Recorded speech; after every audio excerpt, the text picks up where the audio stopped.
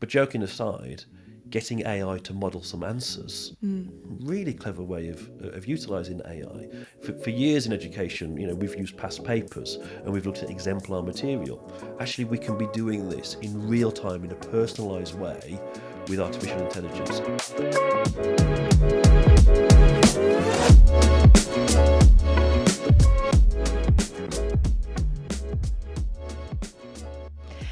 Today, we're really lucky to be joined by the brilliant Dan Parks. As well as being chair of Saltmines Board of Trustees, Dan is the CEO of the Mercian Trust. With the aim of providing the best education for young people across Sandwell and Walsall, the Mercian Trust works across multiple academies to believe in the power of unity whilst preserving individual identity. As chair of the Microsoft UK Education Leaders Steering Group, Dan is also deeply invested in innovative, technology-driven education. And most importantly, he is an Aston Villa fan. We're going to be talking about issues surrounding AI today. It's indisputable that artificial intelligence is here and it's here to stay. But is it transforming society for better or for worse? So thank you so much for joining us today, Dan.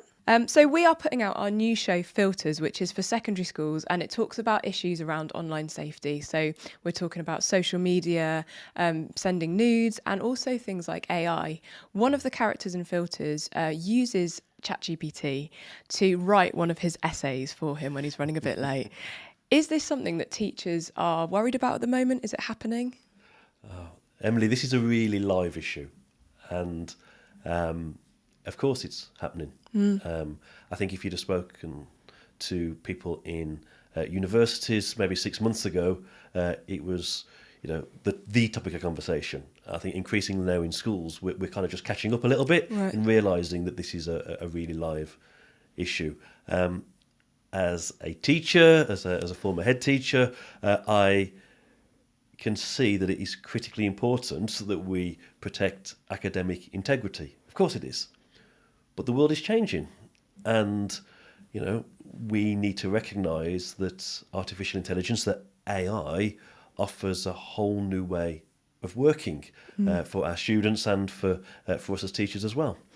Yeah, and can it be another form of research, like you'd go online and look at Wikipedia or SparkNotes or BBC Bitesize? Yeah, Wikipedia is never a good place to go and get your quotes from, but absolutely, the power of generative AI to be able to take a wealth of information, to summarise it, and to help you develop that piece of academic writing is hugely powerful, just as it is to sharpen the language and to help develop a written style.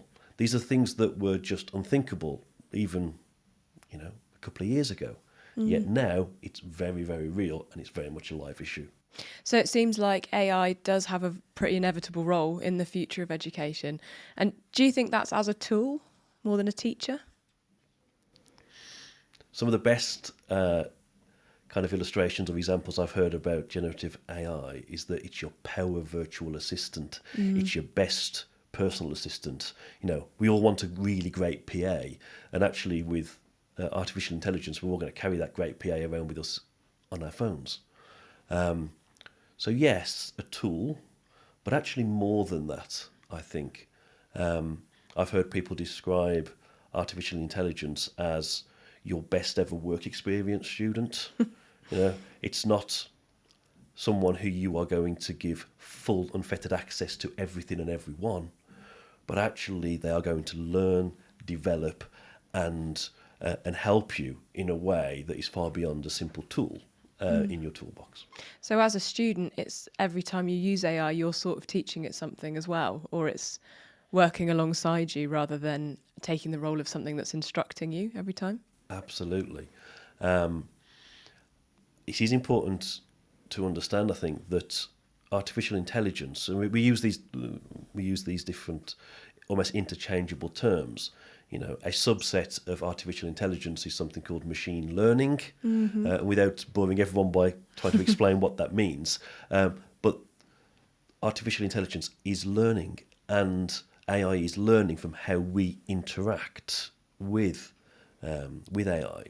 So Yes, the power of AI is going to grow and develop as a result of how we interact and coach and develop it in the short, medium, and long term. Wow. So let's just go back to basics because I'm not sure that my understanding of AI is quite there. So when we talk about data, we often think of facts or information that's out there. But is that also data that's personal to us, like our personal information, things that we like, our preferences? Is it building up a profile of who we are as well? When we are interacting with AI right now, most typically AI is generating its responses, it's providing us with answers based on everything that has ever been posted online. Quite a lot of data, quite a lot of information.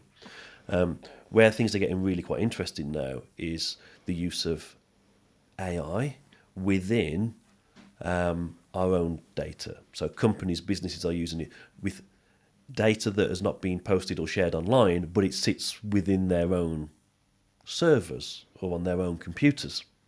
That's really powerful because it really personalizes it, but it raises real ethical questions about how that data is shared, because there is a danger that AI is not just using that data to inform its work, but is sharing it with others, and that might be data that was never intended to be shared. So we think that we're in control of what we're posting online, but it's not just about that. And actually, it could be sharing things that we don't even know that it has access to that we need to be wary of. Absolutely. I mean, I think we've probably all joked about the fact that you've had a conversation with someone about something, and then the next thing you look on your phone and your social media feed is filled with adverts for whatever it was you were talking about. So much of what we experience on social media right now is just going to be amplified so much more with our interaction with AI. It's really interesting when you say about adverts because, talk about AI taking that decision making and doing it for us. But it's actually a bit of a circle, it sounds like, where the more it gets to know about people and what people like and the patterns of what we look at, the more it's kind of narrowing down the choices that we have by showing us adverts that we will like or things that we're more likely to buy, and actually not even giving us the opportunity to look at things that we might not be interested in. There's a phrase, isn't there, often about our social media feed, that it has become an echo chamber, that you're only seeing and hearing things that you like or that motivate you. You might not like it, but it provokes a response from you. And if all of your friends are also seeing and hearing the same things, that collectively you just create this echo chamber, which can be really dangerous. As a teacher, as an educator, I really value the exposure to many very different opinions and views and perspectives, and I don't get that from my social media feed. There is a danger in AI that the more conversational we become, that the AI is telling us exactly what we want to hear, and it is compounding our existing beliefs and views and perspectives rather than opening up new ideas, new perspectives for us to consider and challenge our thinking with.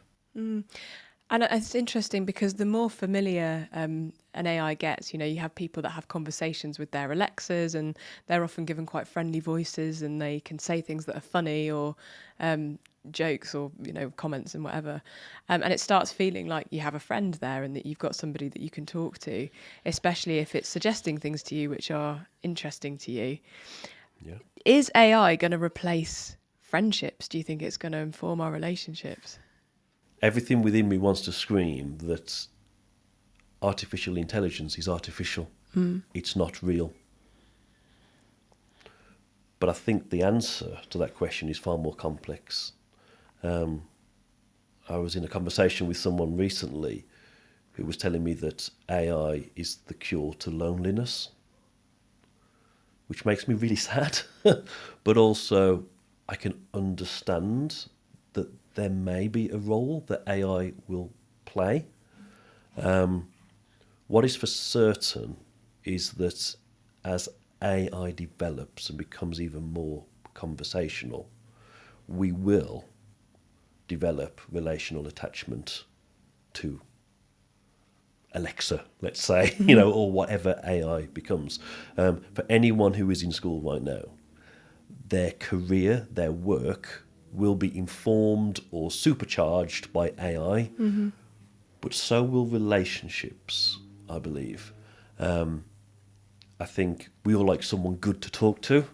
We all like a confidant who we can speak to. We all like someone who's going to help us with our mental health and will give us care in that way. AI will act as a confidant and will provide care, and as a result of that, we will develop relational attachments to something that is artificial. Is that friendship? I don't think it is, but I think we have to understand that there's a risk and a danger there. So if AI can gather information, it can make decisions for us, it can act like our friend, is there anything that AI can't do? What are its limitations? I'm really amazed by what AI can do right now today, and I think our minds are going to be completely blown by what AI can do 12 months from now, 2 years from now. The pace of change is just incredible. But there's plenty that it can't do, because ultimately it's not real. It doesn't have the heart, the emotion, the spirituality, the sense of soul. I heard someone describe AI as effectively as a parrot, a mimic. It does an incredible job of pretending to be, but it is incapable of understanding the meaning and the purpose of anything. It can create and generate amazing things, but not understand why it is creating or generating those things. I've been amazed at how some beautiful pictures have been generated, perhaps created by AI. But AI does not understand the meaning or the emotion that is conveyed through art or through music or through the spoken word. That's a really interesting line, isn't it, between creativity and generating something. And with AI being a mimic, it's always drawing from things that have already been created or put out there or shared. So if we became dependent on AI for art or music or poetry and we stopped creating our own things, would that put a limit on what AI can do? Is it dependent on us as well? I've never heard anyone ask that question, and I'm going to ponder on that. That is fab. AI is generating and creating from the wealth of human knowledge and understanding and creativity from the start of society to now, as long as it's been posted on the internet. The power of AI and the usefulness of AI comes from the data set it has access to. So up until now, that's been static. It's kind of this historical everything that's on the internet. So if we were to stop creating, what would it have to feed from, and then deliver back to us? What we know is that AI desires and needs and requires our interaction. So I would view that it's impossible for us to not be creative, because as people we are, whether we're good at art or whether we're good at music or not at all, doesn't matter. There's an innate creativity in all of us. So it's the interaction with AI that informs its development and grows and trains that AI to be useful. So I think as long as we're interacting with it, we are inevitably creating, and therefore it will draw from that creativity. Oh, that's so interesting. So we don't even know what kind of influence we're giving it or what we're teaching it, but it's always learning from the way that we speak. That's really interesting. What are some of the other ethical concerns around AI? What are the risks that we're facing? Perhaps the biggest concern or ethical challenge that we should be concerned about is that inbuilt, baked-in bias and inherent discrimination that could exist within AI. So all of AI is, and all the responses and the work of AI is informed by anything that's been posted online. So if we take the view, there's quite a lot that's been posted online that is hugely discriminatory, that is hugely biased, that is really problematic. Well, all of that is informing the responses from AI. Some people would argue that AI is truth agnostic. It doesn't really matter or perceive what is truth. It's about accuracy and a large data set and using that data to provide an answer. So when we consider how much of our society and so many views in our world are biased and discriminatory, we have and we are baking that in to AI. And I think that's a huge ethical concern. Because it doesn't have the judgment to be able to know right from wrong in a moral sense. Yeah. Absolutely. There's also a piece around transparency and accountability. As people, we know that we are accountable and transparent, and if we've come to a decision, we say, we've come to this decision because this and this has informed my decision, and this is the answer. So as a head teacher, sometimes you take a decision and you say, this is the consequence, and I've considered this and that, and there you go, that's my decision. I think we should be concerned that AI is not always transparent in its sources or what has informed its decision making. I think that's an ethical concern too. That's really interesting. And thinking about the process of learning, obviously, it can be very easy when you're in school to just see education as, right, I've got to get the grades, I've got to tick all the boxes, and that's what it's all about, just kind of passing to the next level. But actually, it's that process of how we take in information, how we come to our own conclusions about it, what we choose to read or not read or believe, that's really important into informing who we are as people, isn't it? It's not just about getting the answers right at the end. It's so true. And I think AI has a fantastic role to play in that. But it's about exercising that understanding of the work that AI is doing alongside us. So as a student now, if I was studying now, I'd be certainly using AI. I wouldn't be saying I'm not going to do that because it's cheating. I'd be saying, no, I'm going to use AI because it's going to connect me into more research, different sources. And it's about me exercising that judgment of which of those sources are appropriate and those that aren't. So how would you use AI if you were a student in school? What would be a good way to use AI in school? What would be a good way as opposed to an effective way? One of the most effective ways of using AI right now is to do your homework. It's really great at those 4 mark, 6 mark, 8 mark questions that often get set. It's really good. And you can say things like, give me a response for this 8 mark question that would typically score 6 or 7 marks, and it really precisely give you a really clever answer.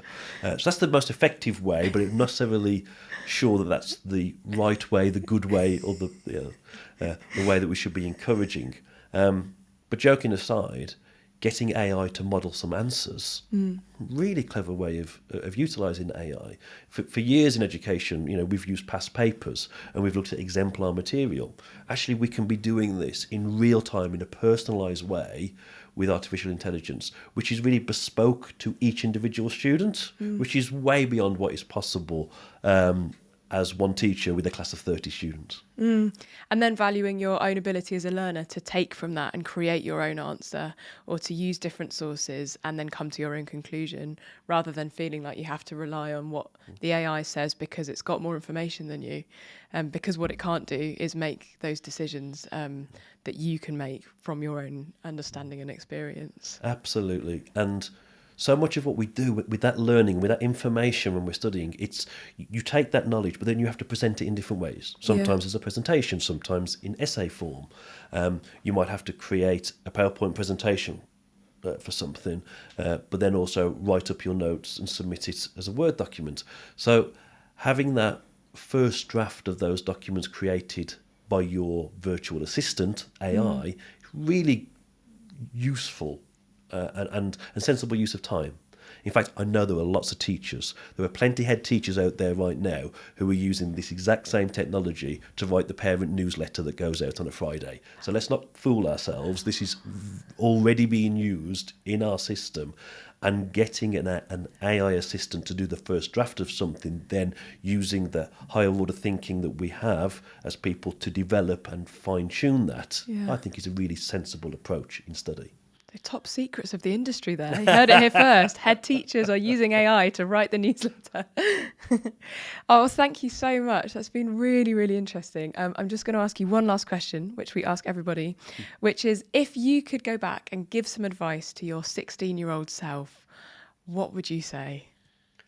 In terms of AI, I would say to a 16-year-old me, learn to master AI now. Don't wait around to be done to later. Get on the front foot, learn the prompts, learn how to be precise with your language so you can be the master of the AI rather than being done to.